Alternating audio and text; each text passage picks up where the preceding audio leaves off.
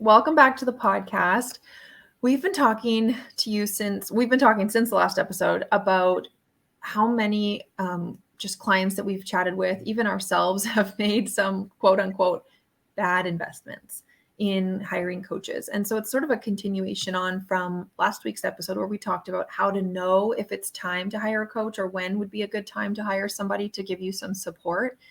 But we also know that a lot of you feel like you've been burned in past investments, or that you're sort of hesitant to hire another coach or get some sort of support, if that's a group program, a mastermind, it doesn't matter what type of container, but any type of support, because you're worried, what if it happens again?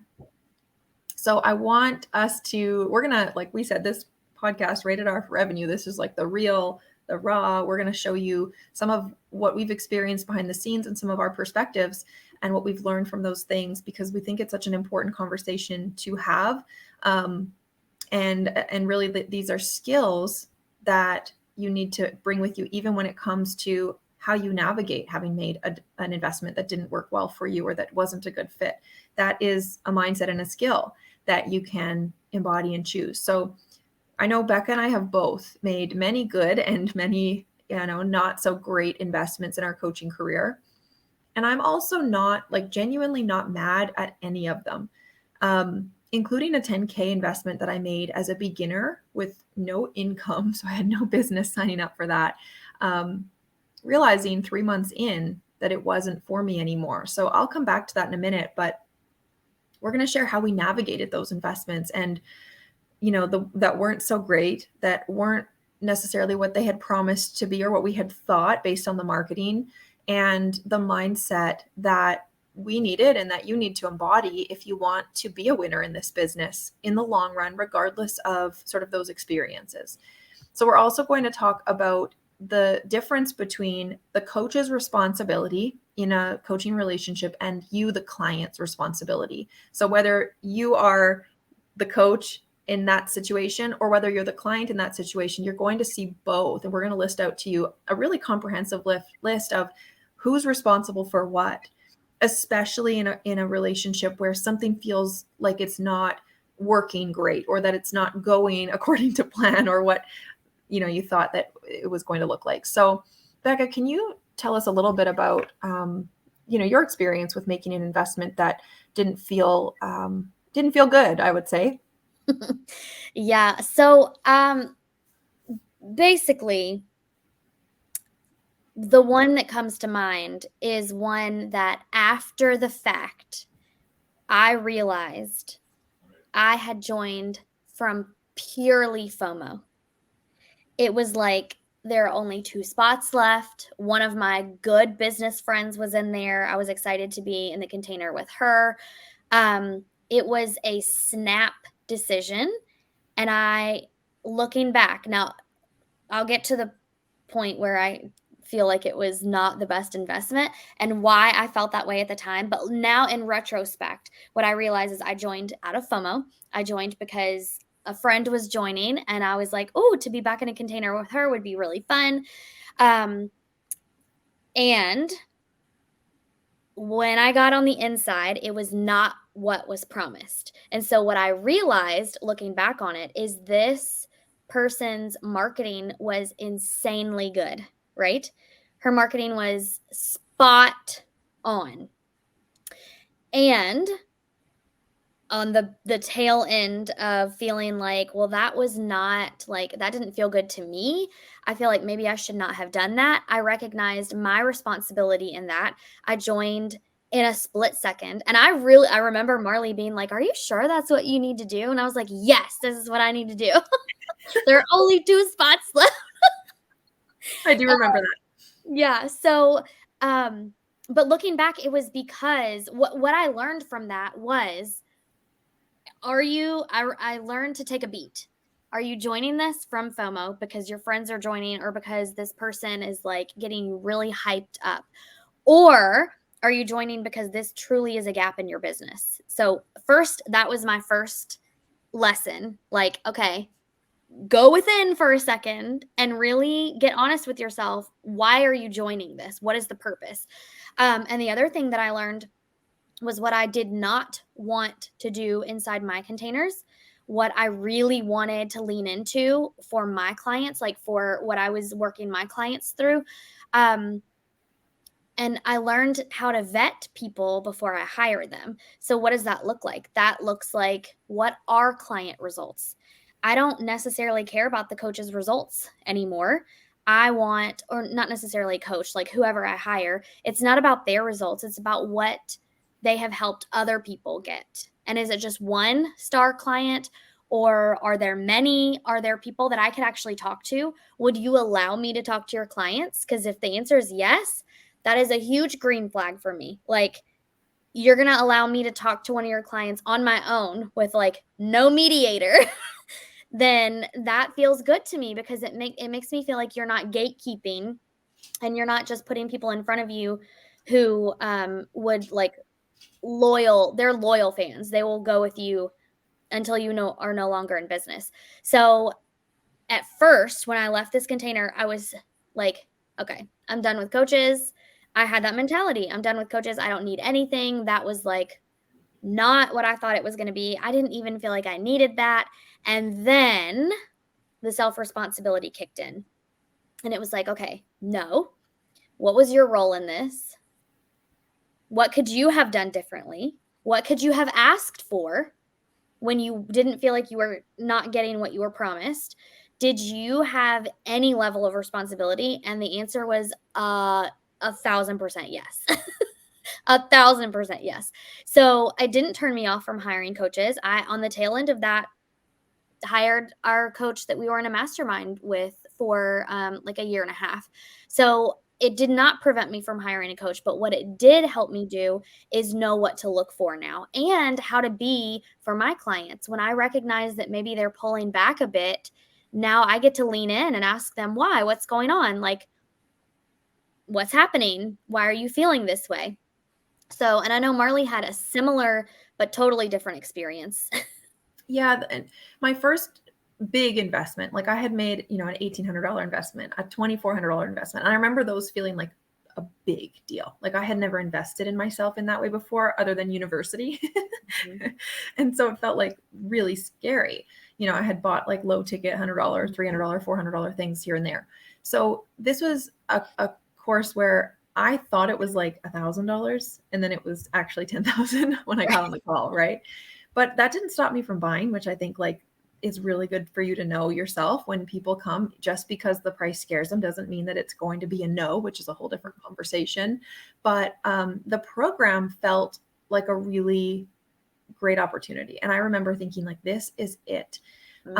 It was a very well-known course. It had hundreds of people. Like I think they were pushing 1,000 clients in there, and they had a ton of co-coaches to support all of those people. So it was very like a very well-oiled machine. I went in, it was 1 year, and around the third month, and I'm an action taker. So like here I was getting up at 5 a.m. so that I could get through this course material and like take action. That is what I do.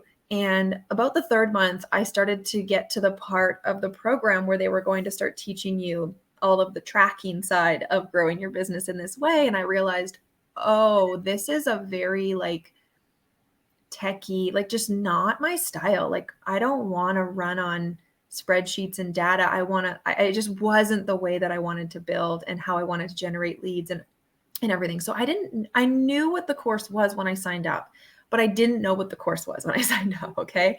So in that moment, I was only 3 months into 1 year. I had a big fat bill to pay every month for 12 months or for 9 more months. And I had a decision to make in that moment. I can be bitter and mad. Or I can understand that, okay, I didn't ask quite enough questions. I didn't know what to ask at the time. I could also continue through the program and give it my all for 12 months and see where it takes me, because maybe I'll learn something I didn't quite realize. Maybe it will work for me once I actually rep it out and do it. But my heart told me, no, I don't want to finish for the sake of finishing when I already feel like it's not aligned. Yeah. And so what I chose to do was, do I want to go down this path that I already feel like isn't right for me?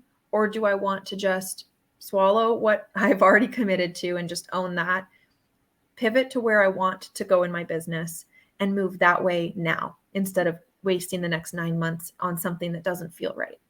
And that's what I chose to do. So I paid my bill every month. I left the program. I didn't look back.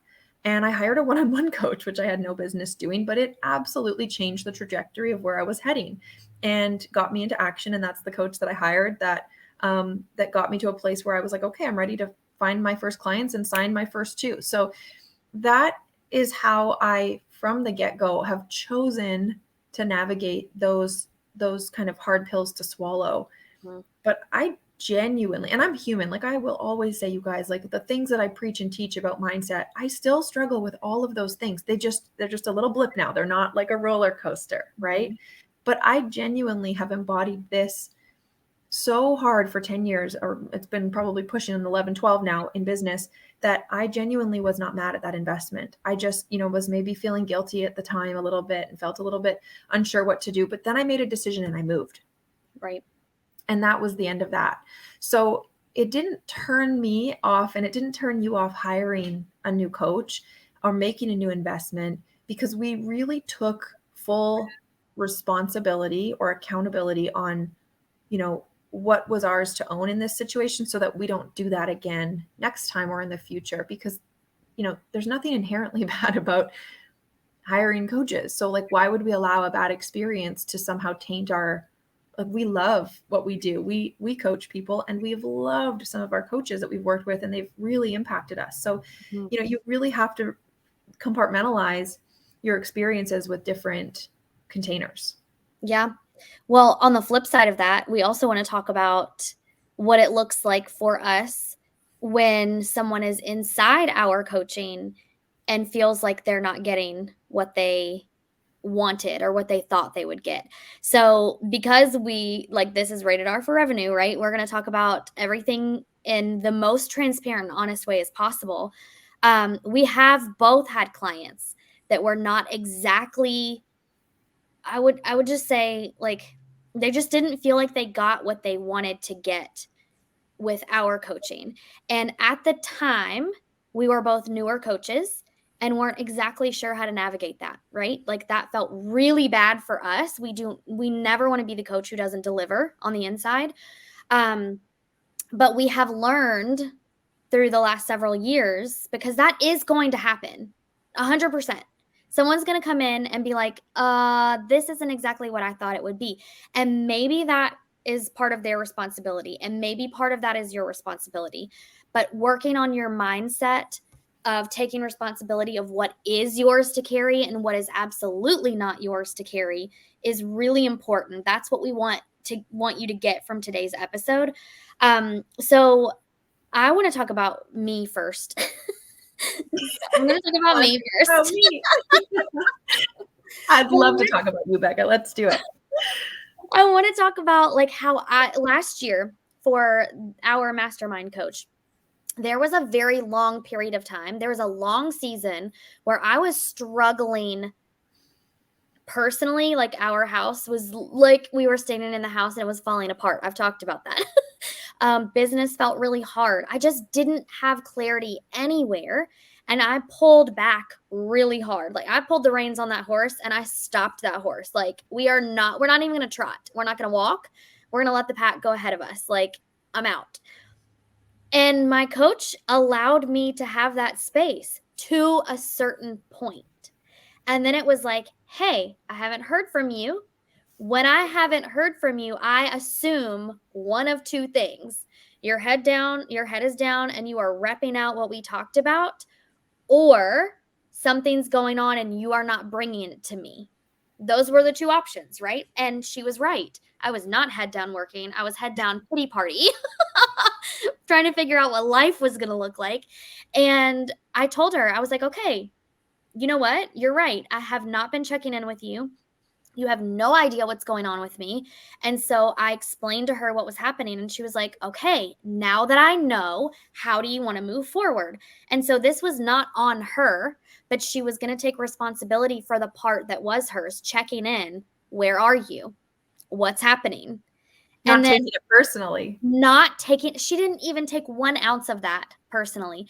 But my favorite part about that was, when I don't hear from you, my first assumption is your head is down, blinders on, repping out what you know needs to be done. That was her first assumption. And it hit me so hard that I was like, she's literally here just to support me. And I have not allowed her to support me because I'm not bringing anything to her. And it didn't have anything to do with her program. It was all me. It was all like what I was going through. So that was my personal experience. I think that's when things shifted, where I was like, oh, I can go talk to my clients and have really hard conversations with them in the best way possible. It feels good for both of us. And so that's what I wanted to share first, like my personal experience with a coach, understanding something was happening, but she wanted to make sure which way it was swinging, because depending on my mindset was how she was going to handle the conversation. So, and I know Marley, we talked about several times, both of us having clients in our containers who just dropped out, like they ghosted us, they were gone. And we had no idea what was going on. Was it a personal thing? Was it with us? Was it what they were learning or not learning? What was it? And so I wanted you to share your. Yeah. I mean, I think it's easy. I know at times I have felt afraid to ask clients when I was newer. I was afraid to ask them what was going on because I could feel them pulling back, or maybe there was some stories in my mind that were based on my own insecurities. And it was like that fear of, well, if I ask, then what if I don't get an answer that I'm going to like to hear? Because then you have guilt around, well, what if I'm not enough is really what it comes down to. What if I'm not enough for them and they tell me that? Then what? Like, now where do we go from here? Right. So I remember that being a big fear. And I remember, in the beginning, having some clients who in the end weren't good fits for private coaching, which is the container that they invested in. And looking back and analyzing that data, because that's what we do here, we look at it as data and information of, well, how did we end up there? How did we get them into a container that wasn't a good fit? What information did I base that recommendation on? What did they tell me? What was my accountability there? And then what was theirs? And I will say, because I'm someone who really cares about my clients, like I want them to win. I will show up. I will go above and beyond. I know I have integrity in what I do. I also know I'm not perfect. Like, let's all just humanize ourselves again, that none of us are perfect. I will say some of those circumstances in retrospect, a client came to me and the first things out of their mouth were my last two coaches, basically sucked. And I'm looking for someone that can help me differently. Well, in retrospect, that's kind of a red flag, because there's not that, hey, my conversation on in the same topic with my coach about my 10K investment that, quote unquote sucked. It wasn't for me. It didn't suck at all. Was, hey, I made a big investment in the past and I realized a few months in that it just wasn't the way I wanted to build my business. So I'm afraid to make another big investment again. That is personal accountability and responsibility. I didn't place blame on the container, but I shared a genuine human fear of, what if I can't trust myself to make a good investment? This was a client coming to me placing blame on the past coaches. And so, there was some things for me, maybe I could have asked some more questions, because maybe she wasn't placing blame, but that was just where she was, the first things that came to her mind. Maybe she did recognize some personal accountability. Maybe she didn't. And then I would have run, right? Like, there's so much to be able to, I say that kind of joking, but kind of serious. Like, I don't want to work with somebody that is going to blame their past coaches and not take any personal accountability. That's not a leader, you know? So it's important to be able to ask more questions. The other piece of that is I've had client, not many, like just really honestly, just a couple, where this client was in one-on-one coaching and it just wasn't a good fit. And I let it go on too long because I just believe in people so big that I'm like, you can do this, and I was just dragging her to do the homework, dragging her to come to the call prepared, to believe in herself, dragging her to show up and not constantly reschedule calls. I should have nipped that much sooner and shifted containers, suggested they move their contract to a different container than one-on-one that maybe could have been a better fit. So, there's a lot of learning that was had in what I allowed inside of that container to go on too long before I, as the leader, asked some of the tough questions. Hey, I'm noticing, see it, say it. I'm noticing you've rescheduled, 5 out of the 6 calls that we've had. I'm noticing that you haven't consistently shown up prepared and doing what we agreed that you would do as your next best move. Is it that it wasn't the right next move, or are you just not holding yourself accountable? Like, what's coming up for you, so that I could have maybe helped coach them around why they weren't showing up in the way that they wanted to. Because it's so hard to watch somebody struggle. It's so hard to watch somebody. And now I know better. Now I know how to be a better coach to that person. It's not that I couldn't teach, but at the time I could have shown up as a better coach to that person. But I also had some insecurities around, well, what if it's me? Yeah. I think the most important piece here, if you get nothing else from this, is everything that happens in your business, everything that happens to you, everything that transpires is data. It is a lesson to learn from. It is not something that you have to run from. It's not something that, well, I'm never going to do that again. I'm never going to hire or sign a client who says that again. Never say never. That's No. my parents say a lot of things. Like, that's another thing. My dad has always said, never say never, because you don't know. Get the data, analyze the data, and determine what you could do differently the next time that arises. Because if you are in this business for the long term, it will come up again. It will come up again at some point, and you have to know how you're going to navigate that immediately in a different way, in a better way, in a more like a better mindset. To wrap up this episode, we're going to talk about what are coaches' responsibilities versus client responsibilities, so that you as the coach or you as the client, depending on which one you are in which scenario, that you know very clearly on what you want to deliver to your clients. And if you're the client, what you can take for your own experiences, for your own being inside of containers. So you Hey, need to before you jump into the list, I want to actually ask our audience to do something kind of fun, because it's a big list. So we're not going to go into like a ton of detail on each of these. What I want is for you to either, leave a review with what you'd like to see more of, or private message one of us. Because if there's one of these categories, either with the coach's responsibilities or the clients, that you would like us to talk more about, we could do a whole episode and go into a lot of detail. And I think that would be the best way to navigate these two lists, because like we would be here all day if we really dove into each of the responsibilities. And we would love to be here all day. Love that, but we know you got lives to live and businesses to run.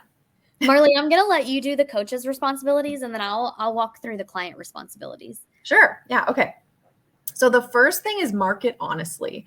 And I mean, this is perfect because as a messaging and sales coach, messaging needs to be clear and not tricky. And you need to believe that your clients could 10x their results from an investment with you. That's not always about money, right? Like as a business coach, obviously it generally can be, but even if you're like a habits coach, like could they 10x their joy in life if they got these habits under control? Financially, emotionally, like the value is there. The value of the end result is 10x what was promised. So market honestly. This is a big, again, like this is why we're not going to go into too much detail, but one here that I see in the business world is really promising dollar results. Like you could reach 20K months with this. You can reach 5K months.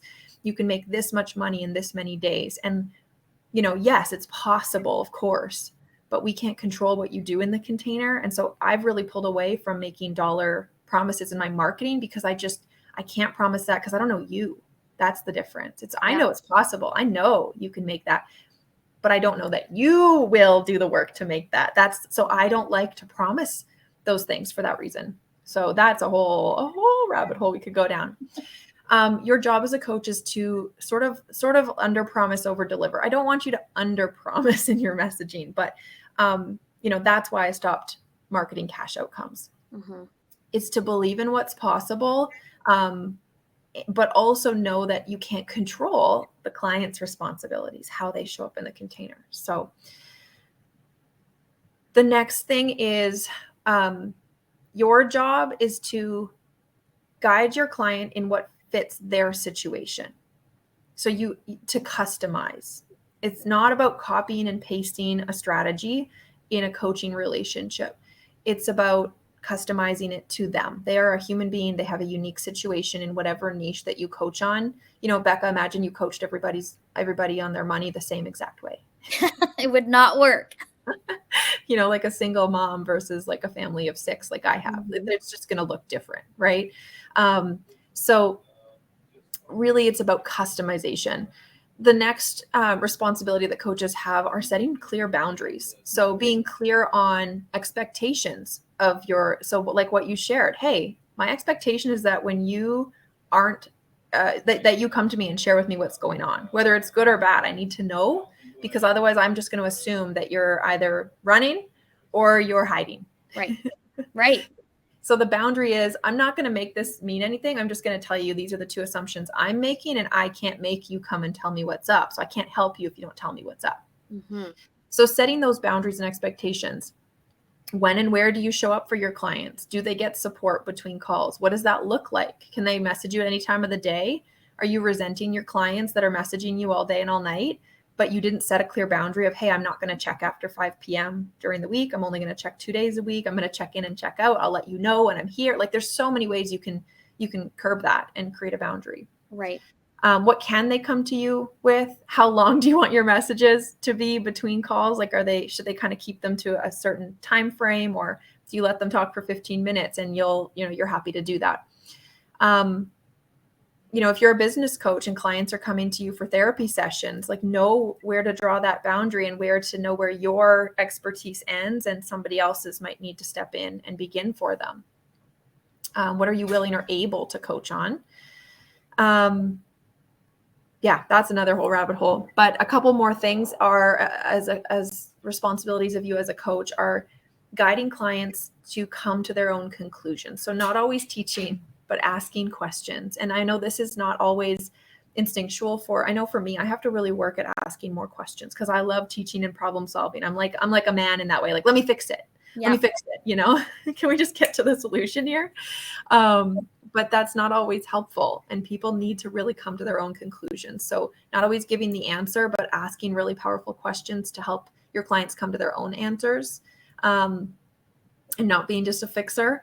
And, we said before, see it, say it. So calling your clients up and into what you see as possible for them, especially when you see them not showing up to their full potential or capacity in a container, asking them about that, asking them what they need more of, what's missing for them, why aren't they taking that action, or being, accountable to the things they say that they're going to do, or to getting to that result that they told you they wanted, which was why they joined your coaching in the first place. So, I mean, that's a list. There's probably a zillion more things that we could have added to that list, but let's jump to the client responsibilities, Becca. Well, that segues perfectly into client responsibilities, because as a client in any type of coaching container, your number one job is to show up and participate engaged. I don't mean participate just showing up to the calls.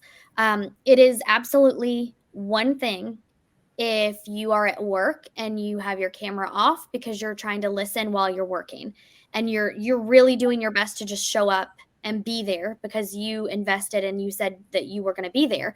That's one thing.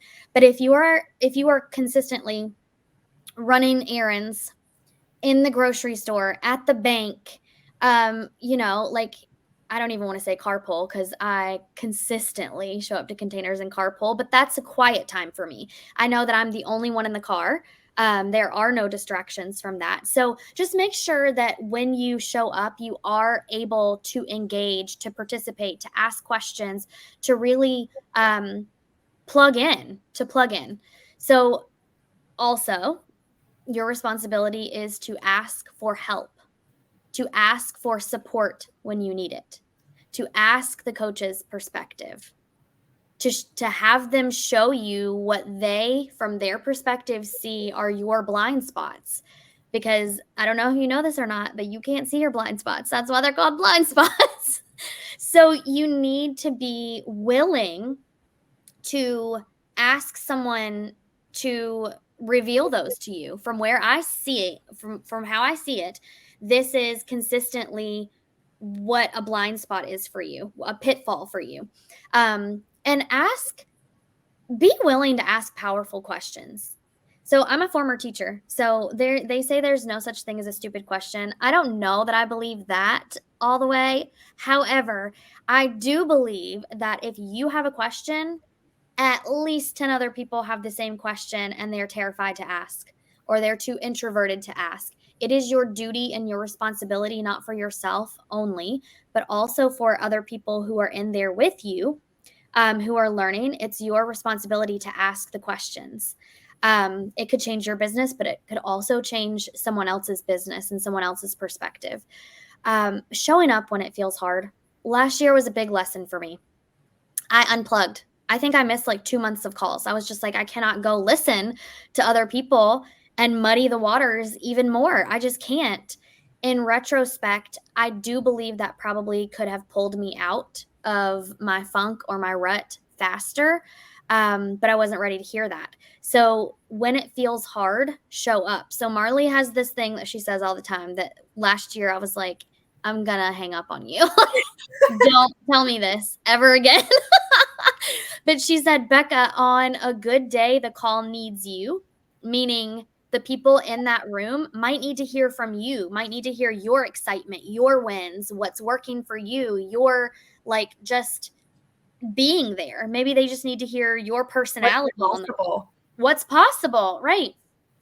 And on a bad day, you need the call. So you need to be there sitting, listening to other people's energy, other people's strategies that are working, their wins, their excitement. So just being willing to show up even when it feels hard and say, today's a terrible day for me. Like this week has been terrible. I have the worst mindset ever. I'm just coming because I know I need to be here and I need to be accountable for what I said I was going to do. And then belief is contagious. Belief is contagious. If you let it be, I want to say. Like it's contagious if you let it be. If you're closed. Yeah. But if you go open-minded, even if you're bitter and having a pity party, but if you go, okay, I need to get out of this, and you just let it in, it really is contagious when you see other people winning. Success breeds success, but you have to choose to let it. You have to choose to let it. I don't know that I was open last year to that for a period of time. I think things were just too hard for me to be willing to let new ideas in. But on the other hand, you have to be willing to speak up when you feel like you're not getting what you need or what you expected. If a strategy is not aligned with you, I've talked about in past episodes where I was trying on the micro offers because that's what my coach was doing. I saw it all over Instagram, social media, and I was like, okay, well, let's see if this gets me out of a rut. And then I hated it for me. I hated it for my business. My brain really did not like mesh with that strategy. And I did go back to my coach and I was like, hey, I don't think micro offers are for me and my business. What I do think is for me is this long container, like hybrid. And she was like, great, then let's build that. So if I hadn't spoken up though, I'd still be trying to do micro offers and things would still feel like, well, why does business feel hard? Why is it easy for everybody else? So speak up for what you feel like you're not getting. Worst case scenario, you have gotten it off your chest and the coach has had the opportunity to potentially fix it or switch your mindset because it could be one of two things, right? Best case scenario, you fix what needs to be addressed and you can really get the most out of the rest of your investment, the rest of your time with that coach. And lastly, be willing to be called up and be called out by your coach. Let's put it this way. If you're deciding to invest in a coach, before you hit submit, I want you to ask yourself, if she calls me out, am I going to like that? Because you know their personality, typically. They talk on stories. They talk like all over social media. You probably already know their personality. If you envision yourself being called out by them in a loving way, not in a hateful way, and that doesn't feel good, that might not be somebody that you want to invest with. if you are willing to be called up and called out, you will get more out of the container than just going in with what you think you want, you think is possible, and what you know to be true in your business. So that is the difference between coach and client responsibilities. You can see how they're both, it's basically like two sides of a coin. When one responsibility is to speak up, the other responsibility is to listen and learn and get to the bottom of what's going on. So that was fun.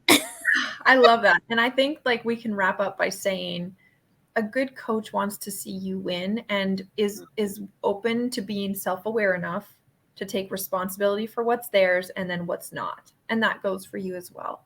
So a good client is going to be willing to show up and be open and being honest with themselves about why they are where they are or why they're not where they're not, and how much they're open and willing to do the work to get there or to ask the questions to get the support they need to get there.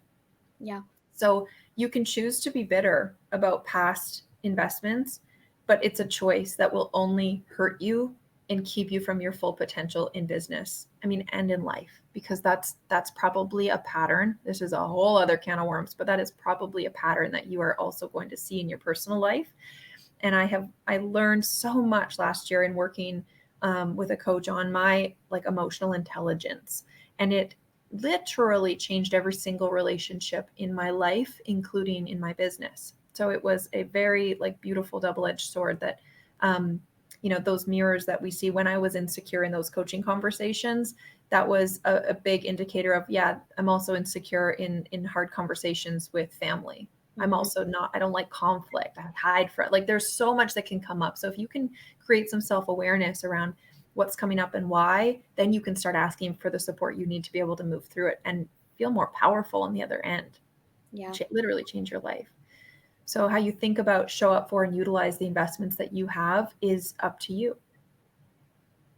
And it also is going to be a reflection of how your clients show up for your containers, how willing they are to being coached and called out. 100%, because they're just mirrors to you. And like attracts like. Yeah. So I think that we want to leave you with,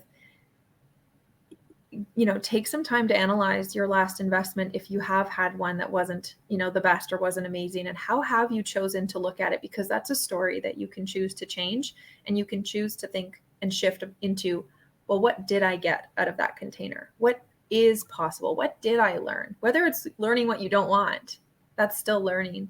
It's what doesn't work for me. That's still good data. I need a coach more like this. I need a container more like that.